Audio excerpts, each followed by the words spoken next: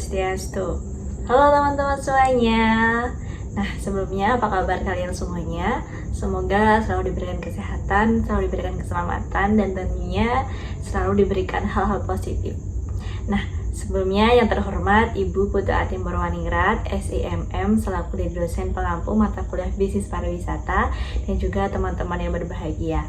Nah, pada kesempatan kali ini, di mana video ini dibuat karena sebagai salah satu untuk memenuhi tugas, yaitu ujian akhir semester dengan mata kuliah Bisnis Pariwisata.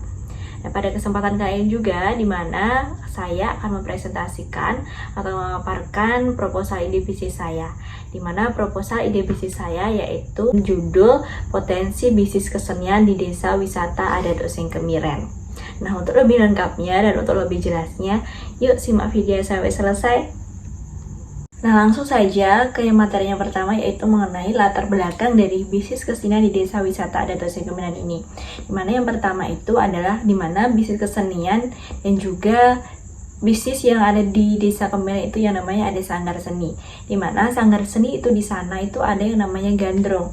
Dimana tari gandrung ini menjadi salah satu ciri khas tari sakral di Desa Kemiren. Bahkan bukan hanya di Desa Kemiren saja, tetapi menjadi maskot di Kabupaten Banyuwangi. Saya itu juga yang dimana tari ini menjadi salah satu usaha yang ada di Desa Kemiren sebagai salah satu cara untuk mendapatkan sebuah hasil atau laba untuk desa wisata itu. Nah, dan juga tari gandrung ini yang dibawakan atau dimainkan oleh para penari-penari yang sangat cantik yang mengiringi setiap ada tamu yang ada di Desa Kemiren. Selain itu juga sehingga tari gandrung ini menjadi peluang yang banyak untuk bisa dijadikan bisnis kesenian yang ada di Desa Kemiren tersebut. Jadi di saat ada tamu-tamu, ada tamu yang datang di desa ini, pasti tari gandrung ini atau sanggar tari ini memiliki banyak peluang untuk bisa menghasilkan sebuah keuntungan. Mereka akan menyambut tamu-tamu itu. Nah, selanjutnya ada profil dari usaha. Nah, usaha yang ada di Desa Wisata Adat Osing Kemiren ini sangatlah banyak dan juga luas cakupannya, sehingga banyak sekali jenis dan juga varian-varian usaha yang ada di desa tersebut. Tetapi usaha atau bisnis dijalankan di Desa Kemiren ini tidak hanya di desanya saja, melainkan mereka juga mendirikan sebuah UMKM atau pasar yang dimana yang disebut dengan Pasar Banyuwangi.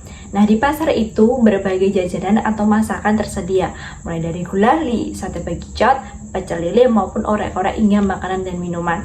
Jadi mereka itu membawa hasil dari Desa Kemiren itu untuk dijual atau mereka mendirikan sebuah stand atau UMKM di yang namanya Pasar Banyuwangi. Nah, tetapi yang paling menonjol di sini yaitu dari segi bisnis kesenian, di mana setiap ada tamu yang datang, kesenian inilah yang menjadi peluang banyak.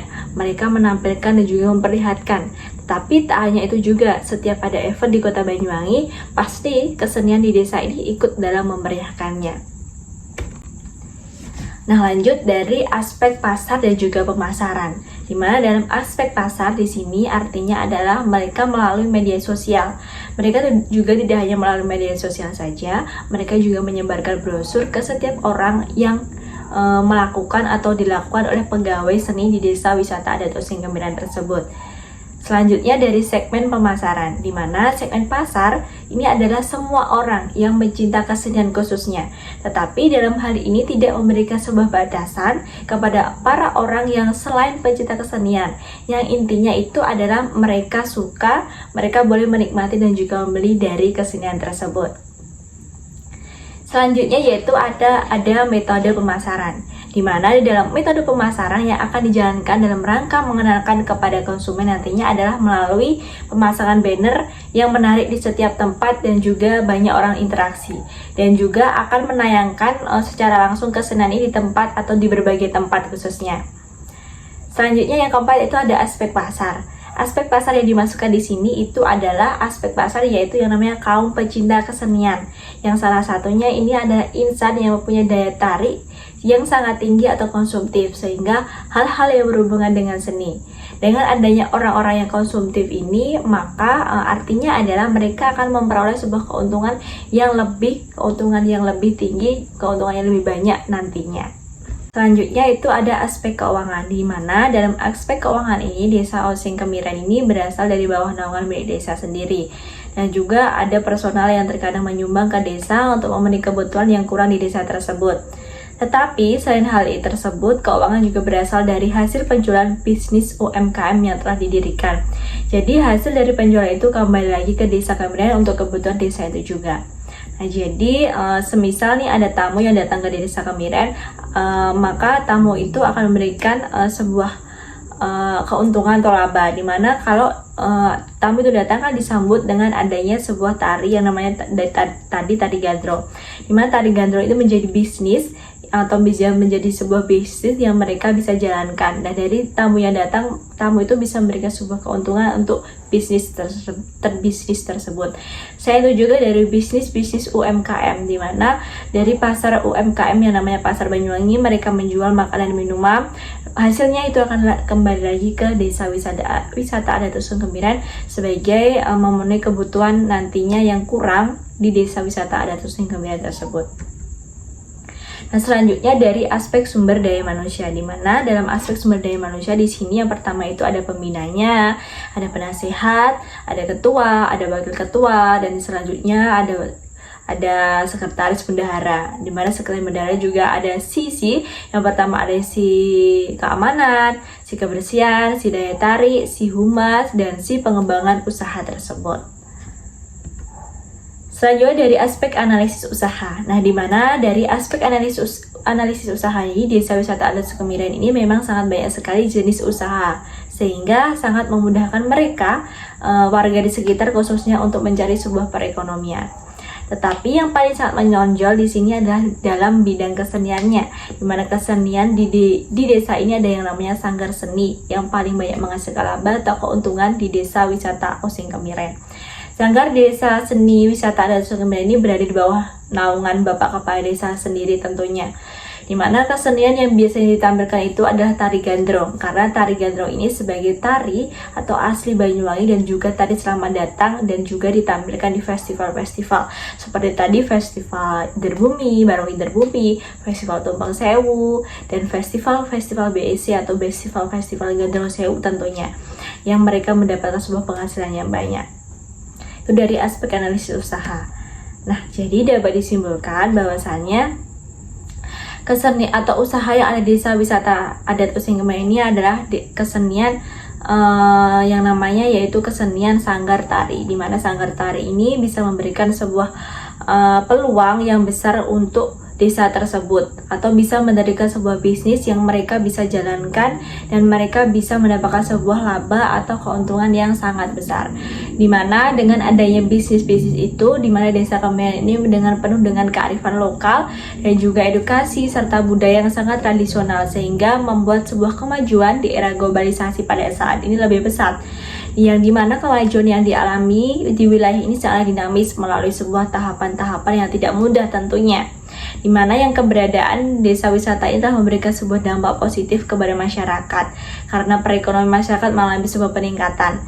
Sejak desa Kemiren ini berkembang menjadi desa wisata, hampir tidak ada pengangguran di desa Kemiren tersebut. Selanjutnya di desa Kemiren ini lebih kreatif dalam berkreasi, berproduksi, dan juga pembuatan berbagai macam seni kerajinan.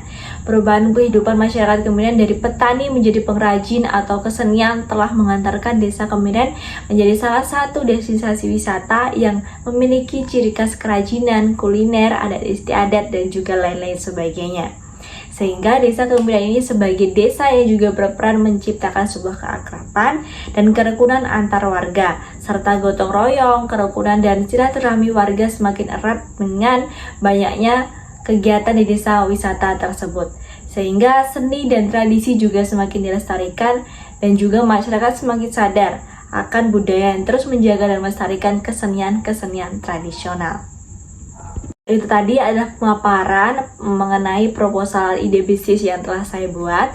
Sebelum saya tutup presentasi pada kali ini, saya ada sebuah kata-kata mutiara dari para tokoh kita, yaitu tokoh budayawan Osing tentunya, di mana Bapak Hasnan Singodimayan, yang mereka atau beliau mengatakan bahwasannya seni tetap seni, ritual dan tradisi juga berbeda.